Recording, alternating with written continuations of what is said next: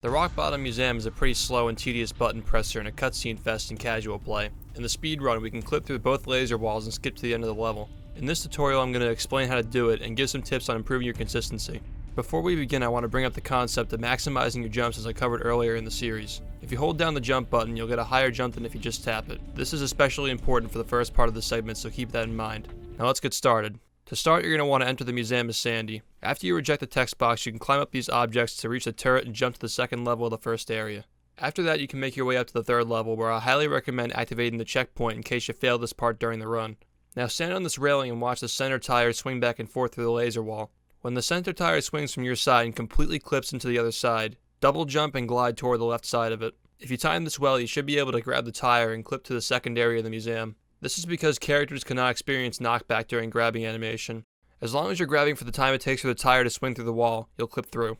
Make sure you pay attention to where your character is and do 2 controlled double jumps and a glide toward the tire to your left once you pop through. Control is important here because if you panic and fall, you'll get checkpointed on the bottom floor and be forced to reload to the swing along spatula level and enter the museum all over again. Now in this next part, there's an invisible checkpoint on the far left side of the third level. I highly recommend walking over there to activate it in case you fall. While walking across the third level, you should avoid touching the Thunder Tikis for as long as you can, as they can explode on you and also reduce the number of shiny objects you get from the Shush Tikis disappearing from you walking by. But make sure you do touch the Thunder Tiki before jumping to this next tire, because you'll lose a lot of shiny objects if you don't. In any speed run of this game, it's very important.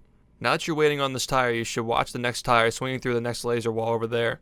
When the tire reaches this point in its movement away from the lasers, time 2 double jumps with a delayed glide, as I do here, and start gliding to this area by the laser wall. Now glide in place here and turn to face the tire as it swings back into you. Don't push into the tire or you might land on top of it. Just glide in place and let the tire fall into your grasp. If you do happen to go too high and the tire goes under you, you can just jump off of it and glide in place again as a backup. If you space this properly, the tire should swing into Sandy's grasp, causing her to grab the ledge and swing through the second laser wall. Again, you should stay controlled here because accidentally falling leaves you no way of getting back up to the third level for the artwork, and the sock if you get that in your route. That is, unless you activated the checkpoints I told you to do earlier. But even so, if you fall onto the platform with a golden spatula, you'll get checkpointed there anyway, so definitely try to avoid that if you do fall. Now once you clip through this wall, you have a couple of options here. If you get this sock in your speedrun route, glide to the left and get it before gliding to the right for the artwork on the ledge. If you don't get the sock in your route, just glide straight to the artwork, which you do need to get for all the routes of this game that I know of.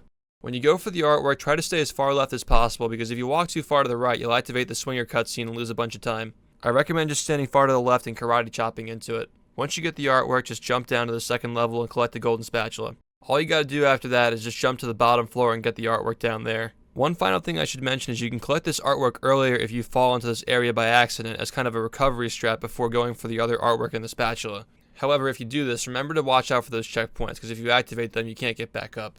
But yeah, if you make the mistake of falling into this half of the museum, you can just get that artwork early to save yourself some time.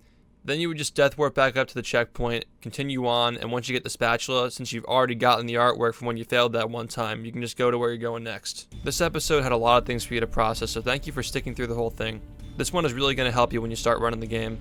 I recommend watching the other videos in my playlist linked in the description, by the way, if you eventually want to get a first run going. If you like this series, subscribe to my channel for new episodes and also speedruns that I completed the game myself. Tell me how I made out in the comments section and recommend some tricks you'd like to see in the future. Also check out my Twitter to vote for the tricks I'll cover as well. And remember, if you need help with any of this stuff, join my Discord server linked in the description and ask away. We have a very active community surrounding this game and we'd be glad to help you. Thanks again guys, till next time.